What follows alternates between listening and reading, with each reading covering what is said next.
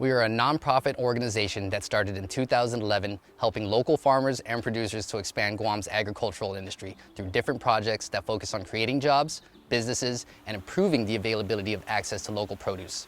Our goal is to lessen the island's dependence on imported food, strengthen our economy, and decrease waste.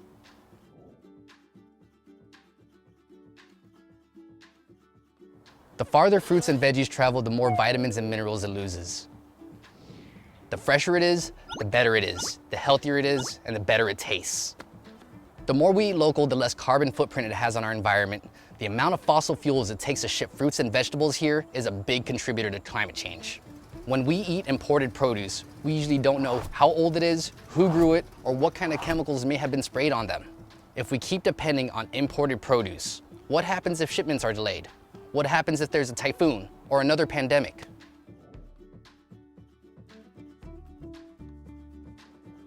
Purchase produce from local farmers at roadside stands, farmers markets, and the local section at the grocery store. Even organizations that support local farmers. The money you spend will be circulated on our island. One of the most important things you can do is grow food, whether it be for you, your friends, family, or even the community.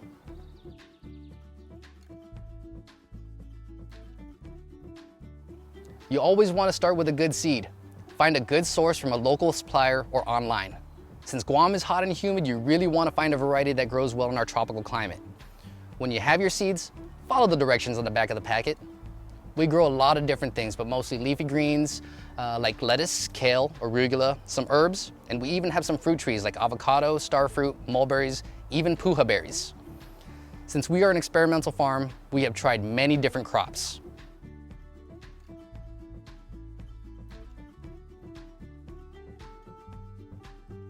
You can grow most vegetables, herbs, and leafy greens in pots and containers. You'll just need to take in consideration the root space that is needed for your plant. If you have a yard, you might even consider growing in the ground if you have nice loose soil. If you have clay, rocky soil, like a lot of people do on island, you can build raised beds. You could use hollow blocks, wood, logs, bamboo, pretty much anything that'll hold the soil in. Make sure you have good quality soil. The darker, the better. You may also want to consider growing plants using water, like hydroponics or aquaponic methods. On some parts of our farm, we have hard clay, rocky soil, so we even had to use raised beds.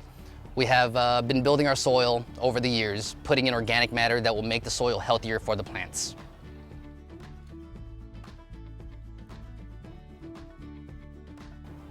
All plants need the same thing: food, sun, water. The amount of each depends on what you're growing. Remember to look at the back of the seed packet for tips.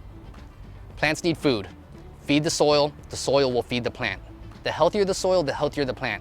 Compost, fish emulsion, chicken manure, cow manure, even horse manure are all great natural organic fertilizers.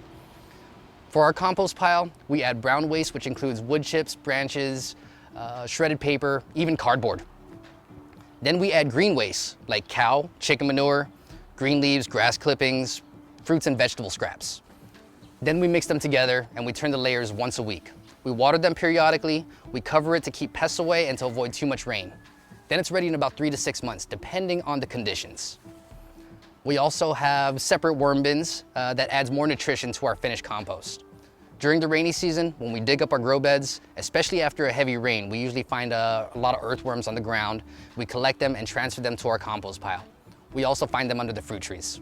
Once the compost is ready, we add it to our grow beds and we brew some compost tea. We also collect chicken manure. We let it sit for a few months until it's ready. And after we transplant our seedlings, we like to top off the soil around the root and lightly water it. After we apply the fertilizer, we mulch it with wood chips. This helps from the weeds from growing, and we will also keep the moisture in the ground and avoid the roots from getting too hot.